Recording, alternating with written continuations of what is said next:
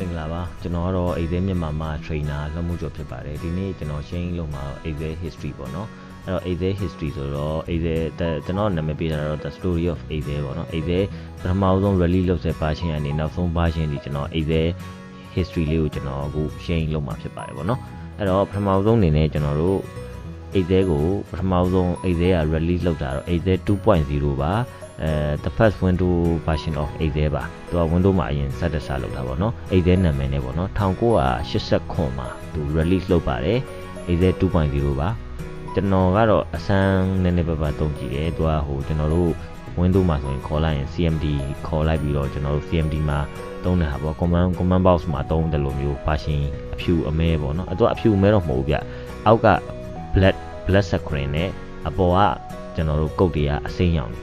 အဲ့လိုမျိုးအမဲနဲ့အစိမ်းနဲ့ဒါပဲပါတော့ဗောနော် Excel 2.0အဲ့တော့နောက်တစ်ခုထပ်စမယ်ဆိုရင်ကျွန်တော်တို့ဒီကောင်ကတော့ကျွန်တော်ခုနှစ်လိုက်လေးတွားထားတယ်ဗောနော် timeline နဲ့တွားထားတယ်အဲ့တော့ပထမဆုံးခုန 2.0 ပြီးရင် 2.0 တော့1989မှာကျွန်တော် Excel စထုတ်တယ်နောက်1990မှာကျွန်တော် Excel 3.0 ဆိုပြီးထပ်ထွက်လာပါတယ်ဒါလည်း Windows အတွက်ပါပဲ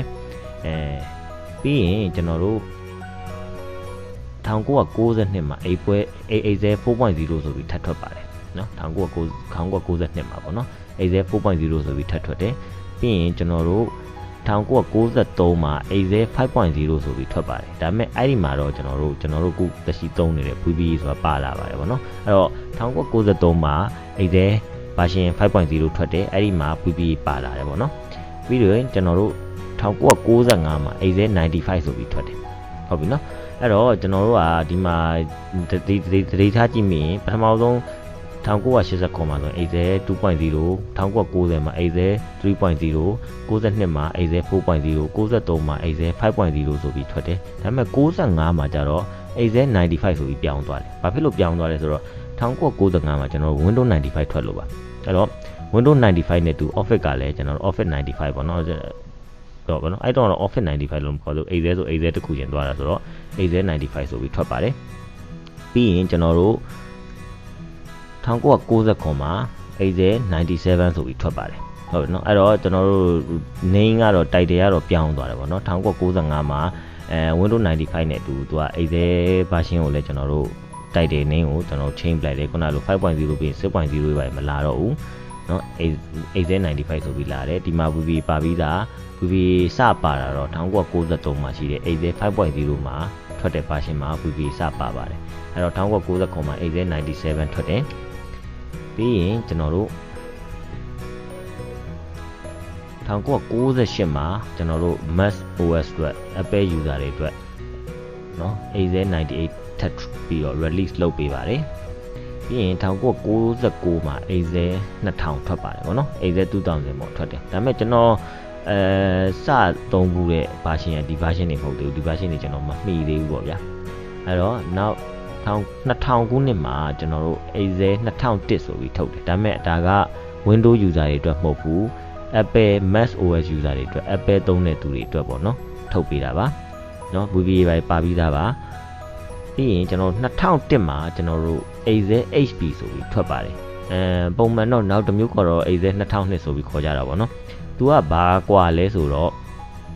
Windows HP ထွက်လို့တော့ပြောရင်တော့ Windows ထွက်တဲ့နှစ်တိုင်းမှာသူကဒီ title ကို change လိုက်တယ်ပေါ့နော်အဲ့တော့ Windows HP ဆိုပြီးထွက်ပါတယ်နော်အဲ့ဒါ2001မှာပါ Windows HP ကလည်း2001မှာထွက်တယ်ဆိုတော့ Windows HP ဆိုပြီးထွက်ပါတယ်နော်ပြီးရင်ကျွန်တော်တို့2003မှာတော့ Excel 2003ဆိုပြီးထွက်ပါတယ်အဲ့ကြတော့လေ version ပြောင်းသွားပြီအဲ့တော့နာမည်ကကြာတိတ်ပြီးအရင်စီးကွင်ရောစီးကွင်ရောကြာမလို့ပေါ့နော်သူ Windows ထွက်တဲ့နှစ်ဆိုရင်သူ Excel ရဲ့ title ကိုပြောင်းပလိုက်တယ်ပေါ့နော်အဲ့တော့ကျွန်တော်စသုံးဘူးတာကတော့ကျွန်တော်တို့ Excel 2003ပါတော်တော်လေးသုံးလို့ကောင်းတယ်အဲ့သုံးရတာဗျာ Excel ကိုစသုံးခြင်းဆိုတော့လေသုံးလို့ကောင်းတယ်ပါညာမဟုတ်ပါဘူးအခုမှပြန်သုံးကြည့်မှလာဒီကောင်ကတော်တော်မိုက်တယ်ပါညာဖြစ်တာပေါ့နော်ပြောရင်မိုက်တယ်ဆိုတာလေအရင်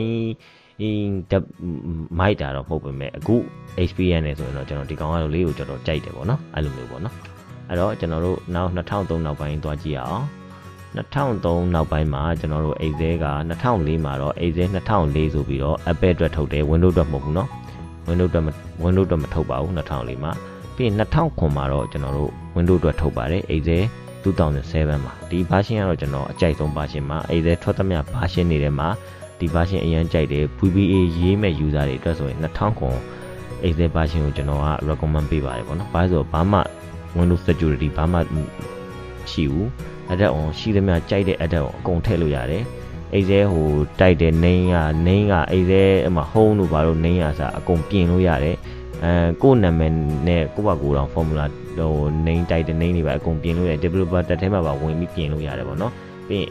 အဲ့2000 version ကဘလောက်တောင်သုံးလို့ကျွန်တော် VB သမားတွေအတွက်အဆင်ပြေလဲဆိုအဲ့ထဲမှာကျွန်တော် MP4 file တွေ video file တွေပါကျွန်တော်တို့ထည့်ထားလို့ရတယ်အဲ့တော့ပုံမှန်ကူ2009မှာဆိုရင်တော့အဲ့လိုထည့်လို့မရဘူးအဲ့ link ပဲရတယ်ပေါ့နော် link ပဲရတယ်ပေါ့နော်ဒီလိုကြီးထောက်ကြည့်ရတယ်ဟို click နှစ်ချက်ထောက်ပြီးမှကြည့်လို့ရတယ် object နေတယ်ပဲထည့်လို့ရတယ်ဒါပေမဲ့ဒီမှာကကြတော့အဲ့လိုမဟုတ်ဘူး VB မှာဟိုတခါတည်းရေးပြီးတော့ထည့်လို့ရတဲ့အတွက်သူကတော်တော်လေးကိုအသုံးဝင်တယ်ပေါ့နော်2000ပါဟုတ်ပြီနော်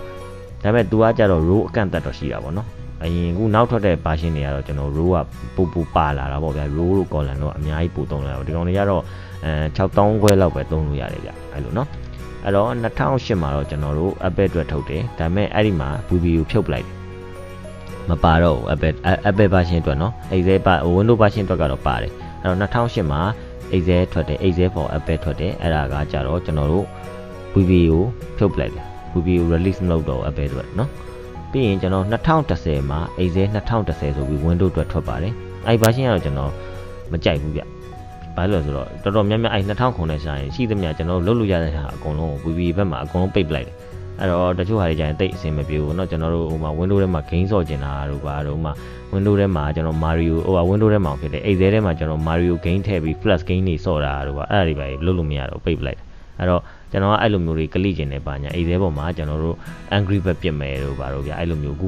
ခေတ်စားအခု Flash game တွေကိုကျွန်တော်ထည့်လို့ရတယ်အခုခေတ် game တွေလည်းထည့်လို့ရတယ် Flash game တွေမှန်တယ်များအကုန်လုံးကိုExcel ထဲမှာထည့်လို့ရတယ် Excel ထဲမှာကျွန်တော် Monopoly ဆော့တာမျိုးတို့ပါတော့ဗောနော်ကျွန်တော် VB နဲ့ပဲရေး Flash game တက် copy paste ပဲထည့်တော်တော်အဆင်ပြေတယ်အဲ2010မှာမရတော့ဘူးပိတ်ပလိုက်ပြီအကုန်လုံးဒါပေမဲ့တော့ပုံမှန်ရိုး VB ရေးမယ်တို့Excel ရိုး Excel သုံးမယ်ဆိုတော့ပြေးပါသေးတယ်ဒါပေမဲ့ကျွန်တော်အနေနဲ့ဆိုရင်တော့ကျွန်တော်2000 version အရင်ကြိုက်တယ်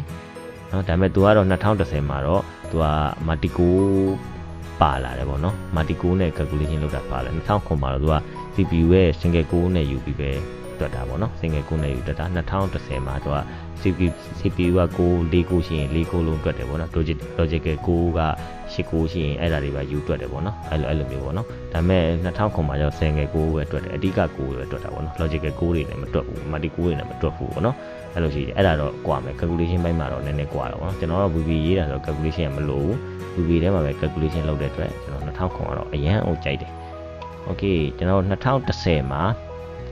Apple အတွက်ကိုကျွန်တော်တို့ထပ်ပြီး release လုပ်ပါတယ်เนาะ Excel 2017ပါအဲ့ဒီ version ကလည်း Windows တောင်ဖြစ်တယ် Apple user တွေအတွက်ဆိုရင်အကောင်းဆုံး version ပဲအဲ့ဒီနောက်ထွက်တဲ့ version တွေကအဲ့2017 Excel 2017လောက်ကိုမကောင်းဘူးဘာဖြစ်လို့ဆိုတော့နောက်ထွက်တာတွေကပူပြီးမပါတော့ဘူးအဲ့ဒီ version မှာပဲပူပြီးပါတော့အဲ့တော့ Windows သုံးမယ် Excel လည်းသုံးမယ် VB လည်းပါခြင်းတယ်ဆိုရင်ကျွန်တော်တို့ Excel 2017ကိုသုံးပါ Apple user တွေအတွက်ပေါ့နော် Mac user တွေအတွက်ပြီးရင်ကျွန်တော်တို့နည်းနည်းလေးရှေ့ဆက်သွားအောင်ပေါ့နော်ဒီရှေ့ဆက်သွားရင်ကျွန်တော်2012ရောက်တယ်ဗျ2017မှာ Excel 2013ဆိုပြီးထပ်ထွက်လာတယ်ဒီကောင်ကတော့အခုဒီဘက်နှစ်တွေမှာတော့ကျွန်တော်အဲ့2013ကတော့လုံးဝသုံးတယ်ပေါ့နော်အကြိုက်ဆုံးပေါ့နော်သုံးတယ်ဒါပေမဲ့2009လောက်တော့မကြိုက်ဘူးပေါ့2009ကတော့နည်းကလိလို့ကောင်းတာပေါ့ဗျဒီဘက်ကောင်ဒီ calculation တွေပိုင်းနေfile row အများကြီး file အများကြီးသုံးမယ်ဆိုရင် row တစ်တန်းကျော်လာဟိုဘက်က column